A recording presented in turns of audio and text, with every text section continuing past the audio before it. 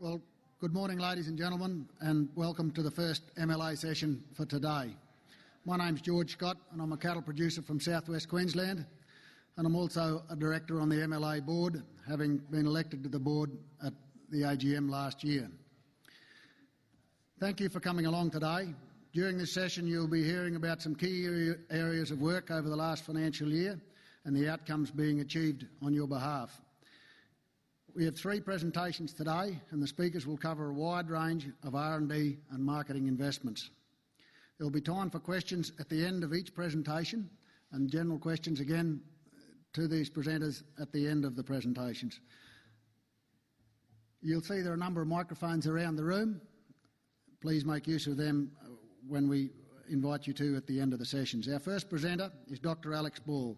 Alex would be well known to many of you, and is our General Manager of Livestock Productivity. Please join me in welcoming Alex. Good morning, everybody. Welcome to Sydney. Welcome to the presentation. My job today is to walk through a whole host of innovations we're going to talk about, particularly focusing on this challenge of actually getting value-based marketing into the red meat industries. We're going to spend a little bit of time having a look at the new Msa Index we've developed for beef and sheep. We're going to spend a little bit of time having a look at some technologies that will revolutionise our ability to characterise carcasses, have a really good look at objective measurements of both eating quality, and finally touch on that old age question, can we measure yield and can we partition yield across the carcasses? This is work that has been ongoing. It's at least a 15-year investment in the MSA program, a 10-year investment in the objective carcass measurement area. Suffice to say, I've never been more excited in my life with the technologies I'll present today, and we'll have a bit of fun doing it. So I'll talk a little bit about me. I come from a family background, beef and sheep. That's my greatest critic. That's my 13-year-old daughter, Alicia. She's at our farm. This was taken about 3 or 4 weeks ago.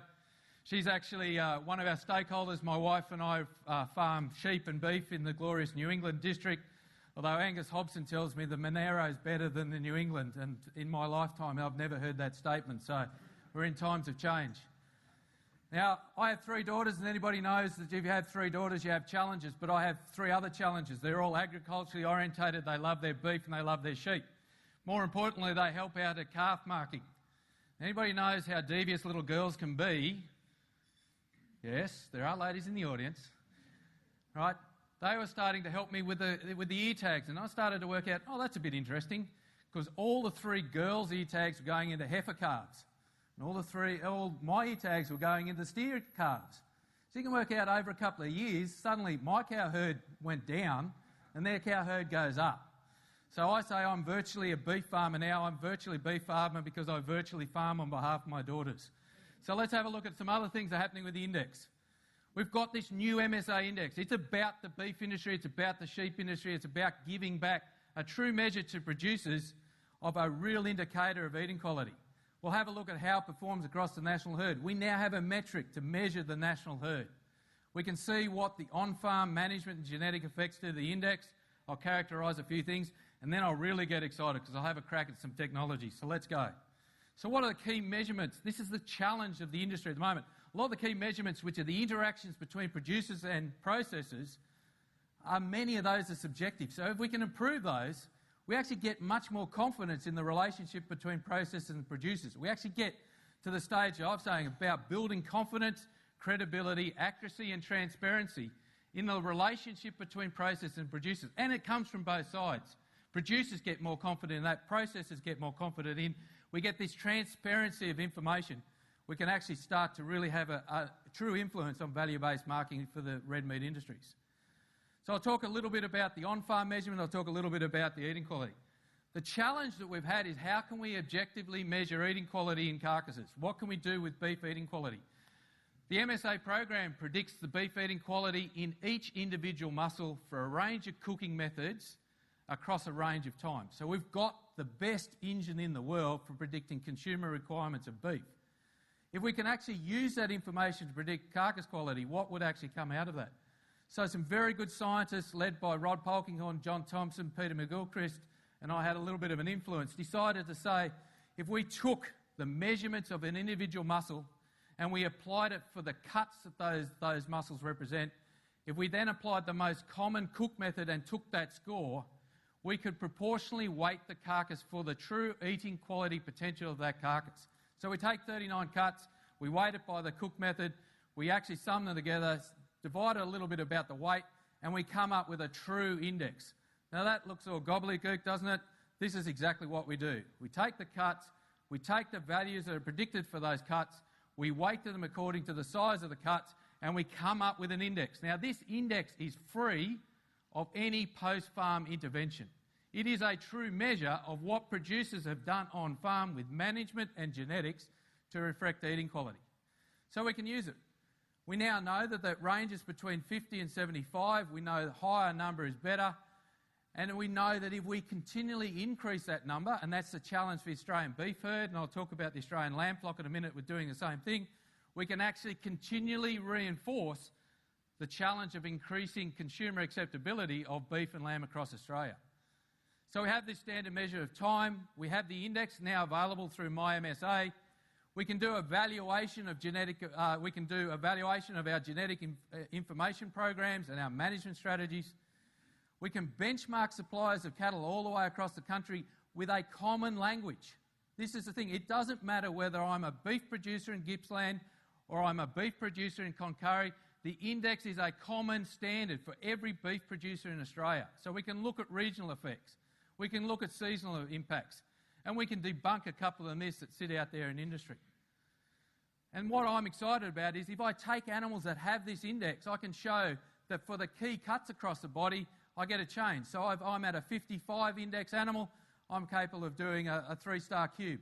If I go to a 60 animal, I'm at a 4-star cube. If I go up to the 65 animal, which is in the top 1%, I can do a 5-star cube. If I'm doing a 5-star cube, that's a great product for the Australian beef industry to market not only domestically but internationally. And we recently had a cohort of bin animals from one particular breed where every single animal was above 63 and the top animal went 72. Those animals were never heard of 2 or 3 years ago, and that's the challenge. We now have the metric to do it. So I've now got the national beef herd. This is 2.7 million animals, comes out of the MSA database last year from June 2013 to June 2014. I can characterise it. I can have a look at what the industry's doing. I can look at sex, I can look at average carcass weight, I can look at average marble score, and I can look at the index. And I know the index on average is 56.77, and I know it ranges from 32 to 72. So I've got this huge opportunity to think about the range of the index that I've got. I can split it up. I can have a look at some of the management effects that you use on farm. I can look at the impacts of some of the technologies.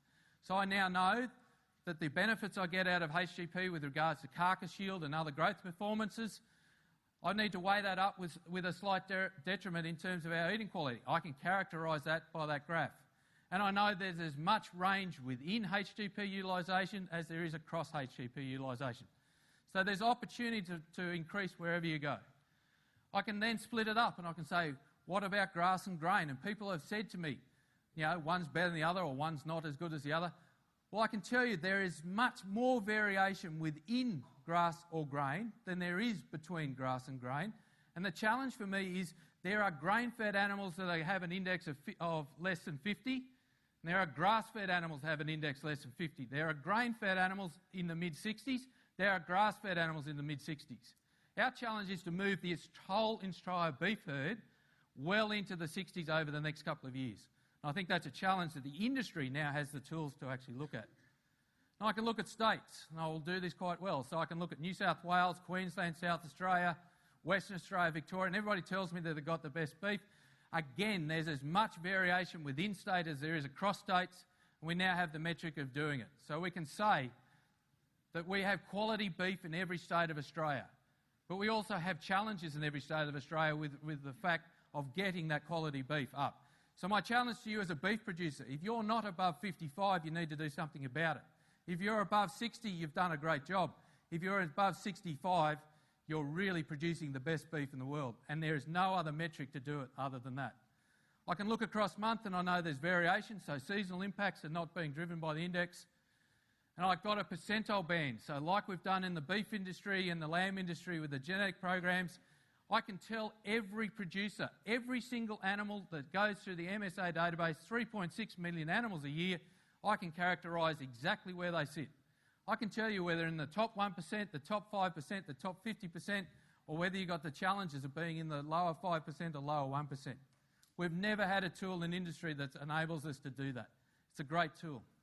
Now I can characterise exactly where the effects are, so I can work out what the sale yard impact is, I can work out what the differences between sexes are, I can work out what hump height is doing, and I can say to producers, if you want to improve your index, here's the recipe for improving your index. And that's a great tool, again, for the industry. Now I can debunk a couple of the myths that float out there in industry. This is 1.4 million animals. This is data collected from January 13 to November 14, where we actually have measurements of ossification, measurements of dentition, measurements of all the quality attributes associated with beef eating quality. I can tell you the distribution within 0, 2 and 4 tooth cattle is exactly the same. So I can have animals at a 2 tooth or a 0 tooth or a 4 tooth or even a 6 tooth that are below 50, and I can have animals above 60.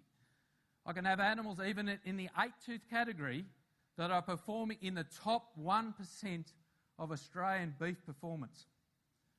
And yet we use those characters to actually degrade some of those carcasses. And yet the eating quality performance of some of those carcasses are in the top 1%. So my challenge is now to say, can the Australian beef language use this information and recharacterise exactly what the future consumer wants? And that's what the white paper is going to do. And that's why we've got cross-sector support from all industry to look at these technologies and see where we go in the future. And in lamb, 5 years ago, we knew nothing about eating quality in lamb. We knew what was there. We knew there was consumer environment effects. I can now comfortably say that intramuscular fat drives lamb performances as much as it does beef performance. We now have a magical threshold. If you're below 4% intramuscular fat in lamb, the consumers will discount your product. If you're not up in above 4%, you're losing that consumer appeal. But the best thing about lamb, there is consistency going there. So we're now getting lamb. In beef, 72 is a magical figure. In lamb, we can be up in the 80s. So it's a great news story for Australian lamb, and we can characterise tenderness, overall liking, flavour and juiciness. And it's built around intramuscular fat. I'll come back to that measure because that's important. And I can do the index frequency chart for lamb. And again, like beef, people say that merino eats better or first cross eats better or second cross eats better. Again, there is no breed differences. It's all about variation within breed, and the breeds, and the challenge for producers is to make sure we can get lamb up in that 70 index range. So again, debunking the myth about breed and focusing on the performance of the Australian lamb industry is where we need to be. This is a new product. This is why I'm also excited about lamb. Within 6 to 12 months, we'll have the MSA2, the cuts-based program for lamb, and it will be as dynamic as the Australian beef system, and it'll probably go one step further in that we'll actually have real-time estimates coming into that will give dynamic consumer prediction, and that's going to be one of the areas that beef and lamb will really enjoy. So let's have a look along the supply chain. Let's look at the measurements that actually have an impact. If we're going to do true value-based marketing, there are two dimensions. I've just described a tool to measure eating quality. I'll now describe the innovations to measure the other component, which is lean meat yield. And when I talk about lean meat yield, I don't talk about total body lean meat yield. I also talk about partitioning lean meat yield within the back end, within the middle, and within the forequarter, and even partitioning lean meat yield down to muscle level, because we know muscles are worth different values. So let's have a look. This is the challenge. As a consumer, this is nearly 1.4 million records again. This is a measure of rib fat on the y-axis and P8 fat on the x-axis, and I get producers every day of the week saying, what should be my P8 fat relative to my rib fat? And the true answer to that is there should be a good correlation of about 0.4. The real answer to that is there is a relationship that is non-existent. And in fact, in this case, it is nearly zero, 0.99, almost nothing. So what happens is, if I go back, is a producer who is measured at 10 mils at the rib site can get anywhere from 0 through to 50 mils at the P8 site. Conversely of that, an animal that's measured at 10 mils at the P8 site can get anywhere between 0 and 60 mils at the rib site. So consumers and producers get confused by those measurements. Processors also get confused by that because they've got true measurements. They're trying to work out fat partitioning in the carcass.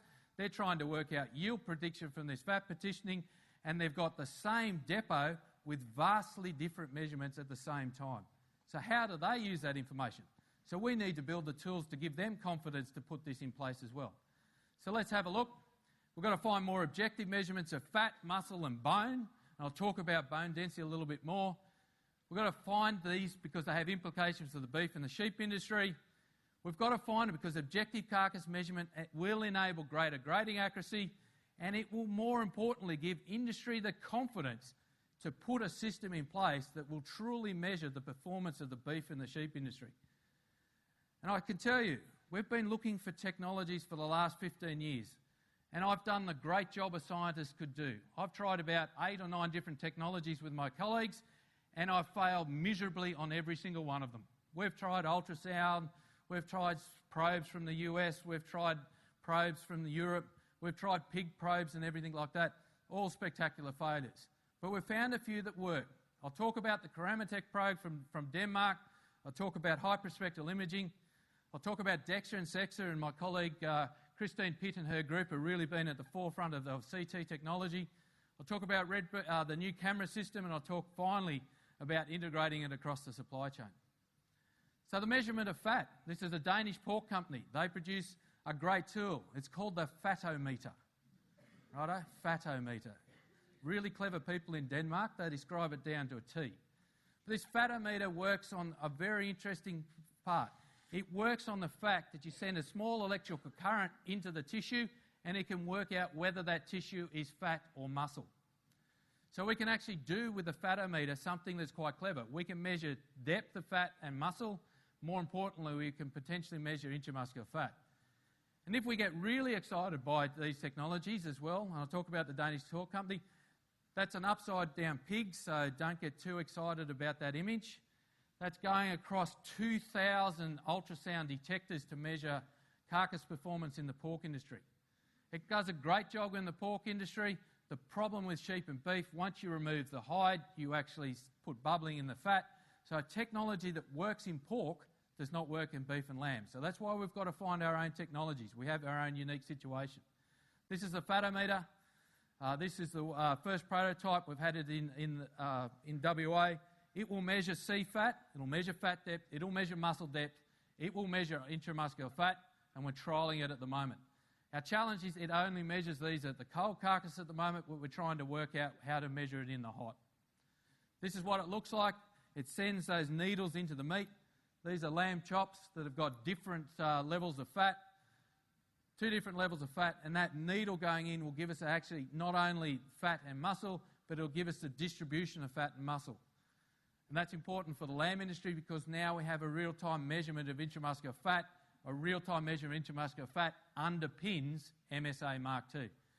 And to show people, we've actually trialled it in beef, and this is it going into a Scotch fillet, and that's actually partitioning up between muscle, fat, and it's actually giving us other information. It's giving us the density of fat in some depots, which will tell us a little bit more about what intramuscular fat and intermuscular fat and the differences between that. This is the stuff that I get excited about. This is the next generation. This is hyperspectral imaging. So we've got infrared and we've got ultraviolet. There's another spectrum that sits way up here. It's called hyperspectral. You take a picture with a camera, a hyperspectral camera, and we now know that you can do intramuscular fat and you can do meat colour with it. So we've got objective measurements of meat colour and objective measurements of intramuscular fat. And we can do that on a cut surface. So again, the prediction of IMF across pre-primals, again, will allow greater prediction accuracy. But let's get more adventurous with this technology. We think it can do eye muscle area. We know it can do intramuscular fat. We think it can do fat colour. We know it can do meat colour. We think it can do subcutaneous fat. We're certain it can have a bit of fun with bone and intramuscular fat from bone dust. We potentially think, because we've now got a measure of bone density, we've got an objective measurement of ossification. Right, so we're trialling that. That's a Wagyu Scotch fillet, and that's someone's hand who will remain nameless. But anyway, it just shows the technology. Again, where was this first technology coming from? Came out of the ability to detect the eating quality of cheese. Right? It will revolutionise some of the work we do in lamb and beef. Now, I've talked about what we can do in the abattoir. I've now thought about, well, let's have a go on farm. So this is other technology developed here in Australia by Australian researchers. And what they did, they had a bunch of people at a university, and they put together cameras that took very good video image analysis and coupled with laser, so you got accurate measurements of the depth of the tissue and the relationships of the body. They put that together, and as an animal walks through, you can build up a three-dimensional view of the carcass. And that three-dimensional view of the carcass of a live animal will actually give us real-time estimates of fat and muscle within the animal. So it'll give us body condition score and those type of things. So there's the first prototype. There's a second prototype giving us a muscle and fat distribution as well as body condition score. And then let's have a crack at it and see what happens. And now we've tried an abattoir, and that's the first three-dimensional view of a whole beef carcass. So we're starting to get to the level of where we can potentially have lean meat yield. The really interesting thing about that, Australian-owned technology, Australian-developed technology, really smart people. What's driving it? The humble Xbox camera. Now we've got the on-farm stuff. Let's go back to the off-farm stuff with Sexa and DEXA. Now you've got to be very careful talking about Sexas and DEXAs in mixed audiences. I can tell you that. So Sexa is single emission X-ray analysis. It's like the standard X-rays we get. If we then put another detector behind it, we can get dual X-ray analysis. If we get dual X-ray analysis, we can develop not only skeletal measurements, we can take images from 2 points, and we can create two-dimensional and three-dimensional views of carcasses.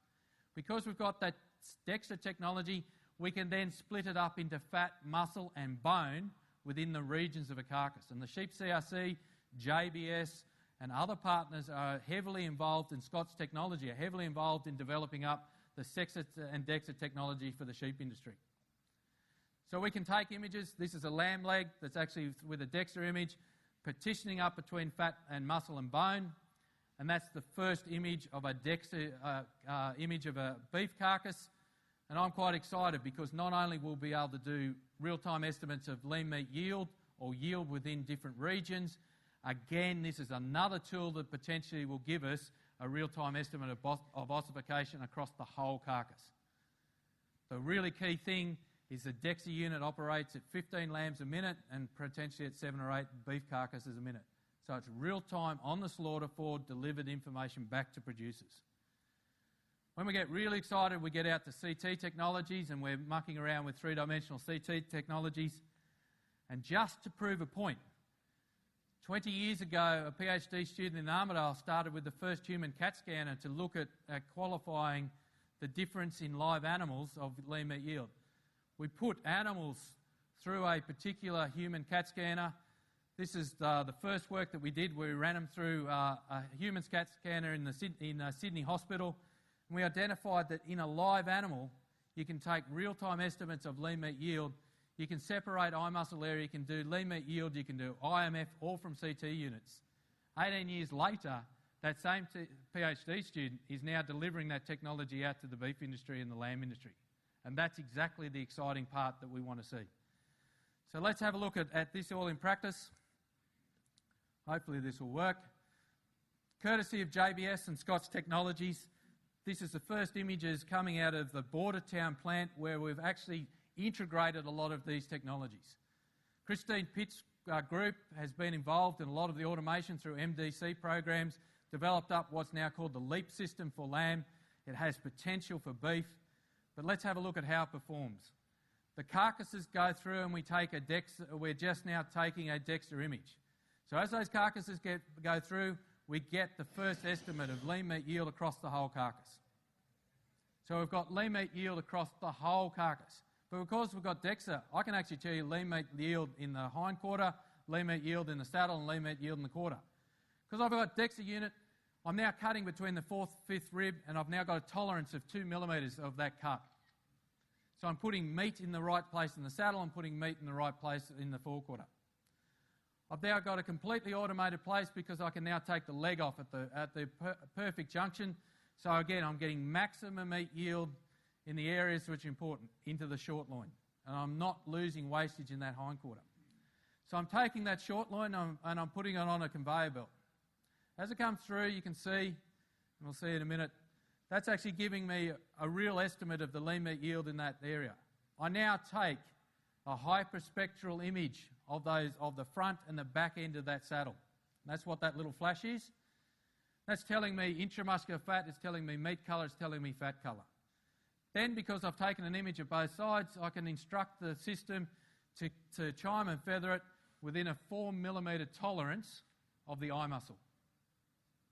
So I'm doing all that, I'm not doing anything, and I can do that whether it's an 18 kilo carcass or whether it's a 32 kilo carcass.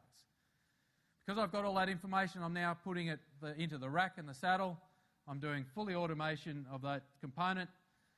And you'll see at the end of this, and this is where JBS have been very, very clever, they're now weight ranging that into different areas, and they're now packing again off that weight range. Have you seen anybody doing anything with their hands? We've completely automated the process. At the same time, I've now given back producers real-time estimates of lean meat yield, real-time estimates of intramuscular fat, real-time estimates of colour. And the JBS system and others will do exactly that. So that's exciting. That's the future, and it goes into a pack. So all of our technologies integrated in the supply chain are giving us the first attempt to actually put value-based marketing throughout the supply chain. And our leading processes are right at that forefront. So we now have an Msa Index tool that's going to be perfect for eating quality. We've now got emerging technologies that will measure fat, muscle and bone. And now we've got an innovative platform to integrate those across the supply chain. So every lamb and every beef carcass in Australia within the next 3 to 4 years will have real-time estimates of yield, real-time estimates of eating quality performance, and real-time ability for the processor and the producer to have an accurate conversation about the value of that carcass to them. Thank you very much.